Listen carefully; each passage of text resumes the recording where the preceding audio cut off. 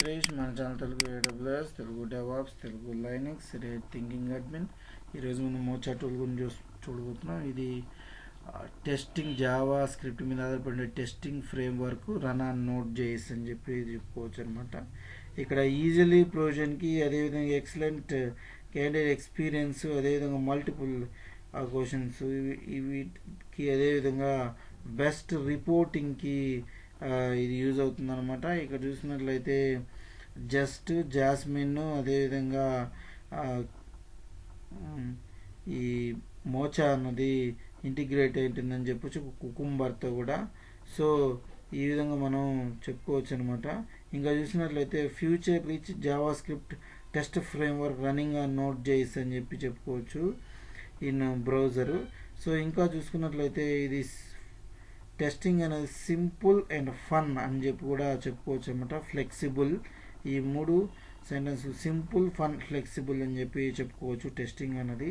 So ఇక్కడ చూసినట్లయితే allowing to flexible and execute reporting while mapping uncaught expressions to the correct test case అని చెప్పి చెప్పుకోవచ్చు అనమాట. సో ఇది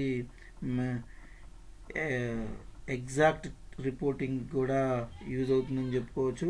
ఇక్కడ చూసినట్లయితే ఇది గిట్ హబ్ నుంచి హోస్ట్ ఆన్ గిట్ హబ్ అని చెప్పి చెప్పుకోవచ్చు. గిట్ హబ్ నుంచి దీన్ని డౌన్లోడ్ చేసుకోవచ్చు. సో ఇంకా చూసుకున్నట్లయితే ఇది మోర్ ఫ్లెక్సిబిలిటీ అన్నది టెస్టింగ్లో ఉంటుందన్నమాట. ఇక్కడ ఎగ్జిక్యూట్ అనే ఓ ఎలిమెంట్ని ఇది కాల్ చేస్తుంది ఆర్డర్ కోసం. ఇంకా చూసుకున్నట్లయితే డిస్క్రైబ్ అనే ఎలిమెంట్ కూడా ఇది కాల్ చేస్తుంది అనమాట టెస్టింగ్ కోసం. సో మనం ఇంకా చూసుకున్నట్లయితే ఈ మోచా అన్నది మనకి ఈ డిఫరెంట్ లైబ్రరీస్ అనేవి మోచాలో ఉన్నాయని చెప్పి చెప్పుకోవచ్చు అనమాట.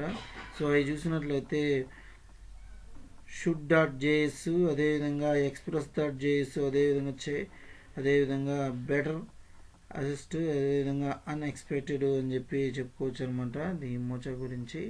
సో ఇక్కడ చూసుకున్నట్లయితే ఇది 2011లో ప్రవేశపెట్టబడింది, అప్డేట్ జరుగుతూ ఉందన్నమాట. ఇది జావా స్క్రిప్ట్ ఇందాక చెప్పుకున్నాము.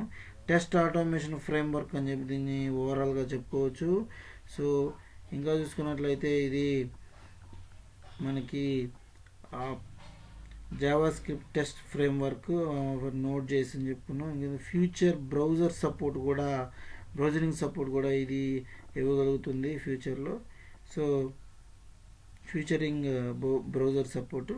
సో ఇంకా చూసుకున్నట్లయితే ఇది టెస్టింగ్, అదేవిధంగా టెస్ట్ కవరేజ్ రిపోర్ట్స్, అదేవిధంగా use any libraries, associate libraries, ఇందాక చెప్పుకున్నాం లైబ్రరీస్. సో schedule.js అని, express.js అని, అదేవిధంగా డిస్క్రైబ్, అదేవిధంగా ఎగ్జిక్యూటివ్. సో ఈ విధంగా మోచా అనేది వర్క్ చేస్తుంది. దయచేసి లైక్ చేయండి, సబ్స్క్రైబ్ చేయండి. Thank you very much. So ఇది మోచా యొక్క